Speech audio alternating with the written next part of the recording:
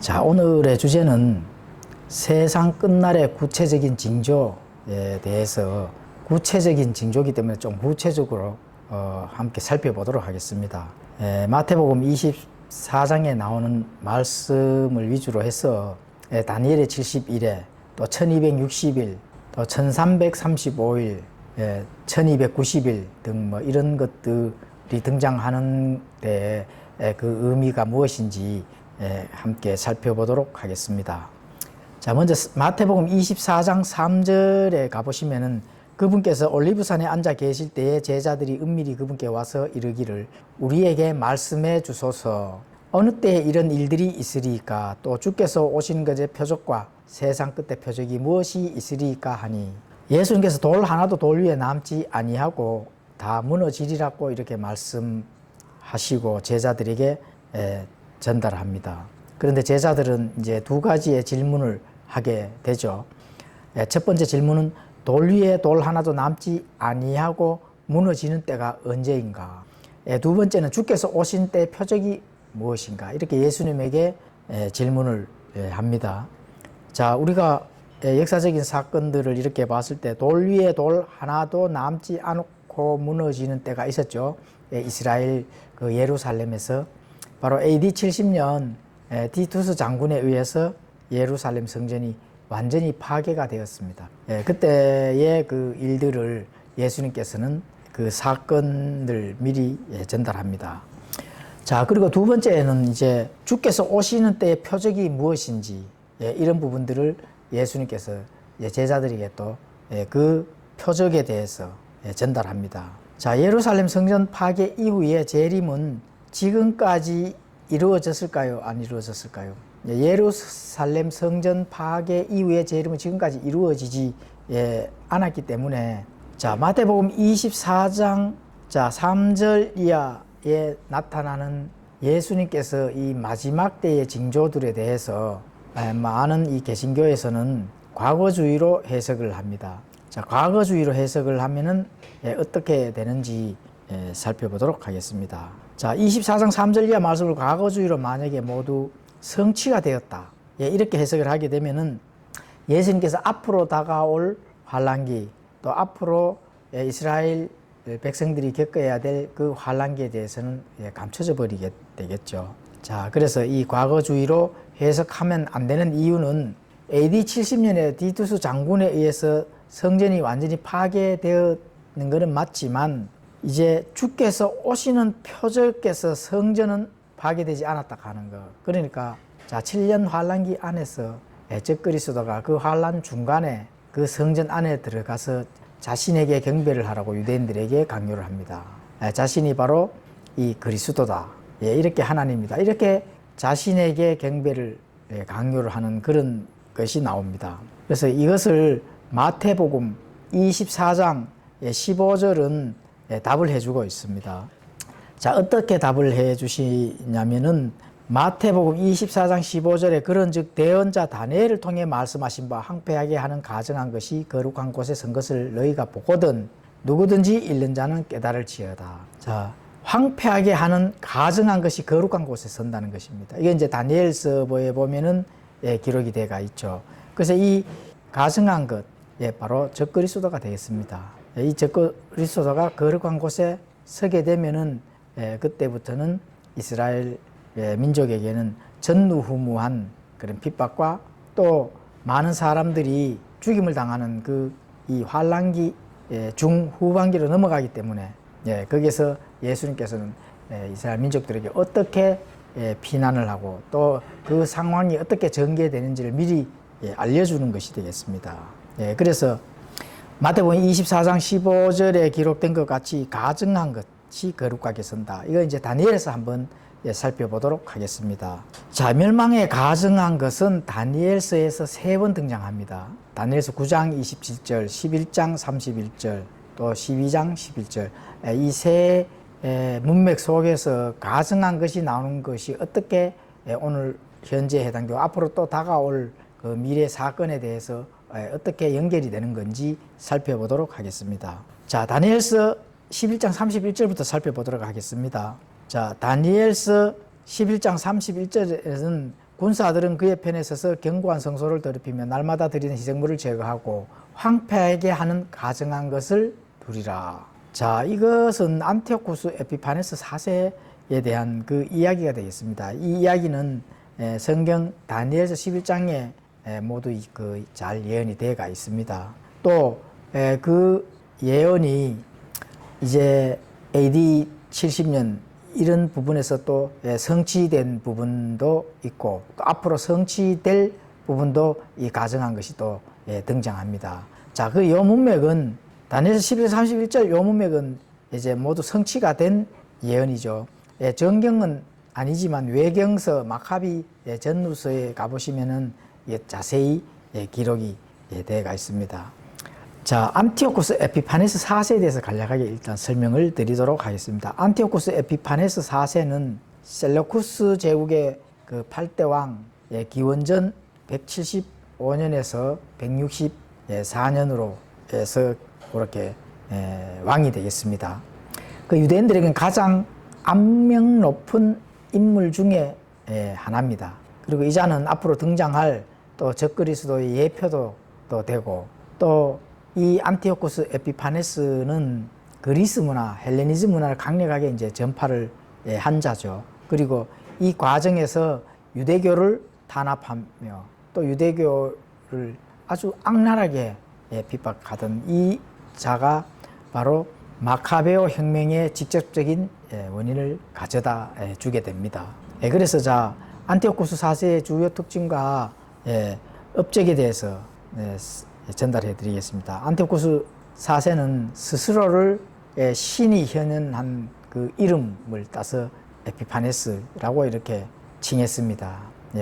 그리고 그의 기이하고 예측 불가능한 행동 때문에 당시 사람들은 에피마네스, 즉 이게 번역하게 되면 미친놈이다 이렇게 번역이 되는데 이렇게 부르기도 했습니다. 자, 이집트 원정 때에는 그가 왕의 즉위 후 이집트 프톨레마이오스 왕조를 여러 차례 이제 공격을 하게 되는데 이 알렉산드리아를 제외한 대부분의 영토를 정복하게 됩니다. 또 그런데 완전하게 정복하지 못한 것은 로마의 개입으로 인해 최종적인 정복에는 실패를 하게 됩니다. 이 과정에서 생긴 분노를 바로 유대인들에게 모든 것을 유대인들에게 표출하게 되죠. 자, 그래서 이 유대인들이 굉장히 안티오코스 에피파네스로 인한 그 피해가 어마어마하게 많았다 하는 사실을 역사적인 사건을 통해서 알 수가 있습니다. 자, 그리고 이 자는 헬레니즘 전파를 하고 또 그것이 이제 제국의 통일성을 강화하기 위해서 그리스 문화를 적극적으로 장려하고 예루살렘에서 그리스식 체육관을 건설하고 유대인들에게 거기서 나체로 또 운동하거나 할례를 또 금지하고 율법 준수를 금지시키고 토라서 율법서 이런 것들 다 불태웠습니다. 또 이를 어기는 자는 즉시로 바로 사형에 처해지는 그런 일들을 저질렀습니다. 그리고 성전을 모독했죠. 기원전 167년에는 예루살렘 성전에 제우스 신상을 세우고 또 율법에서 부정한 동물로 금지된 그런 돼지를 제물로 바치고 유대인들이 제일 싫어하는 게 돼지입니다. 그걸 이제 성전 안에서 그걸로 희생 제사를 드리도록 하는 그런 신성 모독을 했다는 것입니다. 이게 이제 마카비서 1서 1장 48절에 가보면은 그렇게 기록이 되어가 있습니다. 자, 이 안티오코스 에피파네스 때문에 이 마카베오 혁명의 바로 원인이 되죠. 마카베오 혁명의 원인이 되는 것이 바로 안티오코스 에피파네스의 그 핍박입니다. 그래서 이 극심한 탄압은 결국 유대 제사장 마따띠아와 그의 아들인 마카베오 가문이 주도하는 독립혁명 즉 마카베오 혁명을 촉발하게 됩니다. 이 혁명은 유대인들이 다시 예루살렘 성전을 되찾고 또 봉헌하게 되는 계기가 되게 됩니다. 이래서 이는 이제 오늘날도 유대인들이 그 명절이 있습니다. 바로 하누카라는 명절이 있는데 그게 이제 12월 25일이 되죠. 그래서 유대인 명절인 그 하누카를 지금 오늘날도 지키고 있습니다. 자, 그래서 이제 안티오코스 에피파네스의 그 특징 이런 것들을 전달해 드렸고, 자, 다니엘서 9장 27절에 가보시면은 또 가증한 것이 등장합니다. 이것은 자 읽도록 하겠습니다. 그가 많은 사람과 한 일에 동안 언약을 확정하리니 그가 그 일의 한중간에 희생물과 봉헌물을 그치게 하며 또 가증한 것들로 뒤덮기 위하여 심지어 완전히 끝날 때까지 그것을 황폐하게 할 것이요 작정된 그것이 그 황폐한 곳에 쏟아지리라 하리라. 자, 이거 이제 이 말씀은 물론 많은 대부분 성도님들은 다 이렇게 성경 공부 때 듣고 다 알고 있는 내용인데 이걸 간략하게 설명하면은 이렇습니다. 바로 다니엘의 71회가 되겠습니다.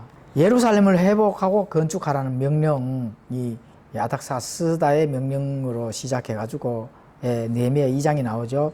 BC 445년 3월 14일로 시작해가지고 메시아 통치자가 이르기까지 초림 때까지죠. 여기에 이제 7일회와 62일회가 지나갑니다. 그 7일회는 49년 내서 62일회를 더하게 되면은 62일에는 434년이 되겠습니다. 이것을 더하면 483년이 되죠.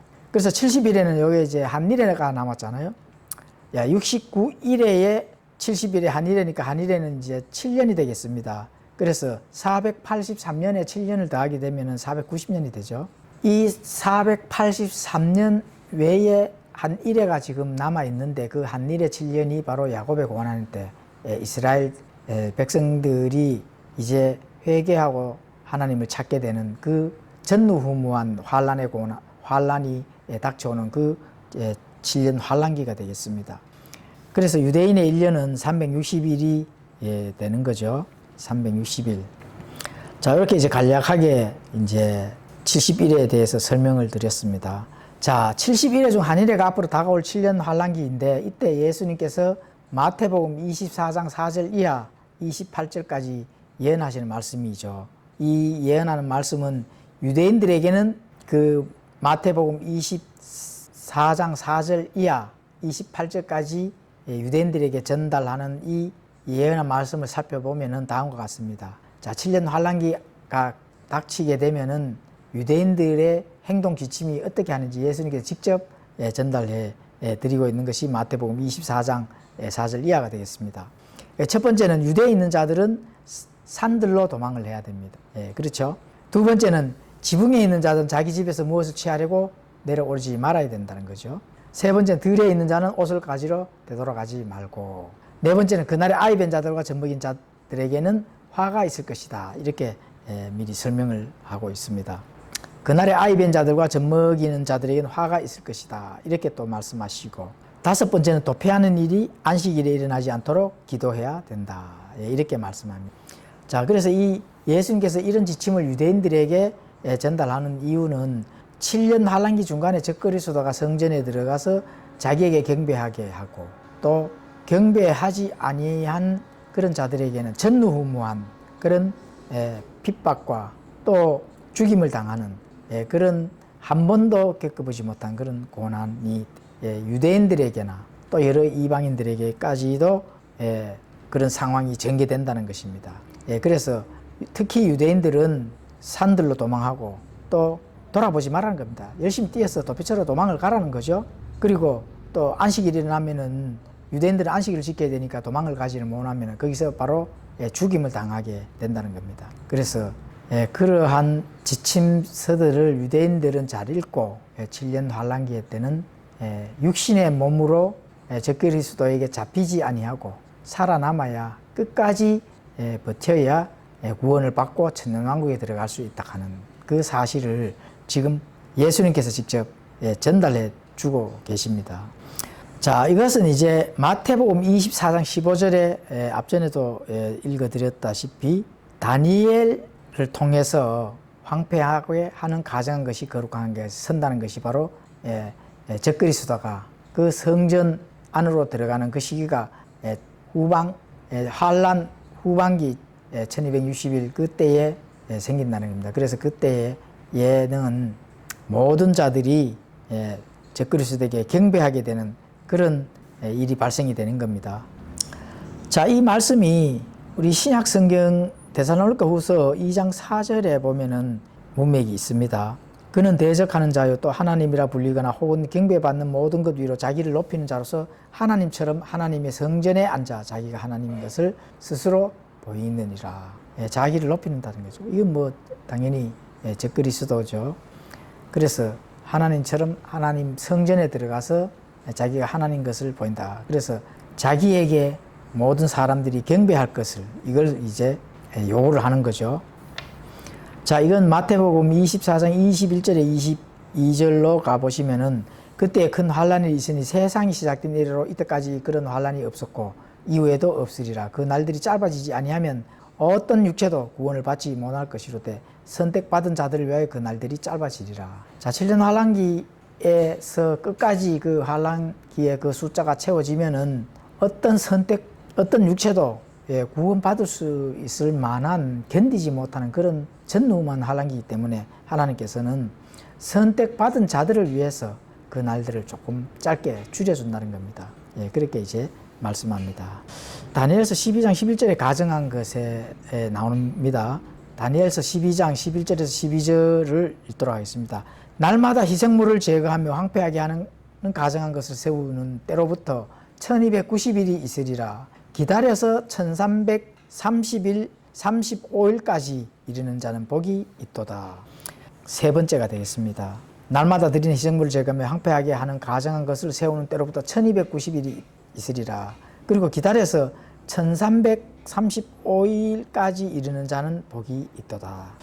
자, 이걸 이제 설명을 드리도록 하겠습니다. 대부분 개신교 목사들이나 이 교사들이 여기에 대해서 굉장히 어려워하고 또 심지어는 1260일이라든지 또 1290일 뭐 이런 게 등장하게 되는 거를 또 2300일 이런 것들이 등장하는데 이런 것들이 안식교에서는 뭐 2300년 뭐 이렇게 하는데 그런 게 아닙니다. 자, 1290일에 대해서 설명을 드리겠습니다.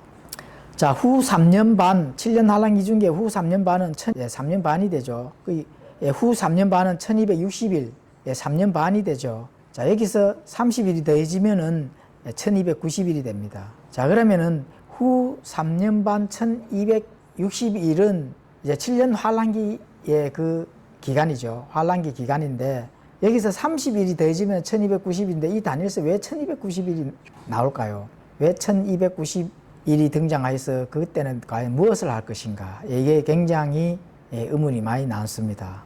그래서 이런 부분들을 전달해 드리도록 하겠습니다. 자, 30일 동안 해야 할 일이 있다는 겁니다. 7년 환란기가 끝남과 동시에. 자, 그거는 첫째로 구약시대 성도들이 부활을 합니다. 에스겔서 37장 11절 12절에 보면은 그렇게 기록이 되어 있고 다니엘서 12장 2절에도 그렇게 기록이 되어 있습니다. 구약시대 성도들이 부활을 하고 또 부활한 이스라엘 백성들이 또 심판을 받아야 되겠죠. 그렇습니다. 그리고 세 번째 아마겟돈 전쟁으로 인한 혼란과 파괴를 정리하는 때다. 이렇게 보시면 됩니다. 이게 이제 계시록 19장 17절에서 21절, 에스겔서 39장 1절에서 20절에 가보시면은 그렇게 기록이 되어 있습니다. 자, 여기서 또 이제 해야 될 그 일들이 시신이 많이 있겠죠. 왜냐면은 많은 사람들이 죽임을 당했기 때문에 시신이 많을 겁니다. 자, 이 시신을 매장을 하는 일을 해야 되는 거죠, 당연히. 자, 이스라엘 백성이 7개월 동안 전상 적군들의 시체를 매장할 것이다. 이렇게 이제 볼 수가 있습니다. 이게 고개 골짜기, 곡과 마곡의 그 골짜기라고 부리는 장소에서 이루어지게 됩니다. 그래서 다시 하면은 땅을 정화하는 작업이 되겠습니다. 에스겔서 39장 11절에서 12절 이렇게 거기에 기록이 되어 있습니다. 자, 그리고 무기 처리도 해야 되겠죠. 전쟁을 많이 일으켰으면은 곳곳에 무기들 또 무기들을 싸우고 남은 이 잔재들이 너무나 많습니다. 그래서 남은 무기들은 연료로 사용되어 7년 동안 불을 지피게 될 것인데 이는 적들의 무기가 엄청난 양이었음을 이제 알 수가 있습니다. 에스겔서 39장 9절에서 10절 가보시면은 또 그렇게 기록이 되어 있습니다. 그리고 또 성경 기록에 보면 나오죠. 새와 짐승의 잔치를 일을 하게 됩니다. 이건 이제 요한계시록에 나옵니다. 또 에스겔서에서도 같이 나오고, 여기서 모든 종류의 새와 짐승들이 죽임을 당한 시체들을 바로 먹어치울 것입니다. 이렇게 하나님께서 이미 구약에서 아마 대언이 되어가 있는 거죠.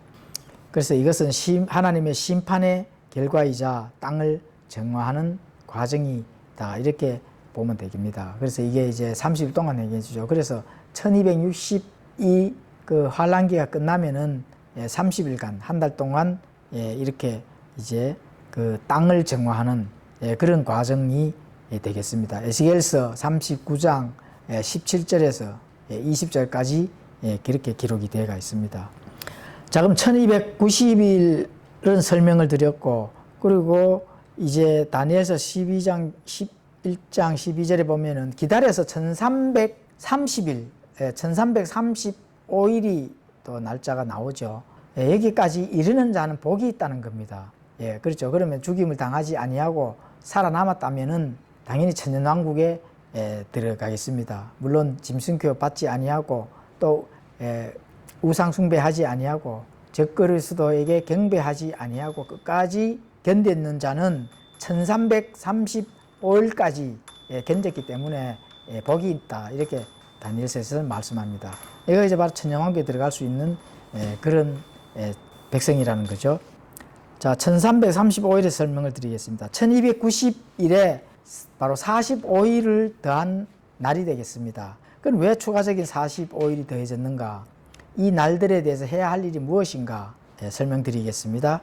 첫째는 이방인의 심판을 하게 됩니다. 마태복음 25장에 가보시면은 양과 염소의 심판이 나오죠. 이 양과 염소의 심판에서 이방인 심판이 되겠습니다. 자, 두 번째는 예루살렘을 정비를 해야 됩니다. 예수 그리스도 통치 천년왕국을 맞이하기 위해서 예루살렘 성읍, 즉 전 세계 왕국, 전 세계 국가의 바로 수도를 재건하게 되는 겁니다. 그 수도가 바로 예루살렘이 되는 거죠.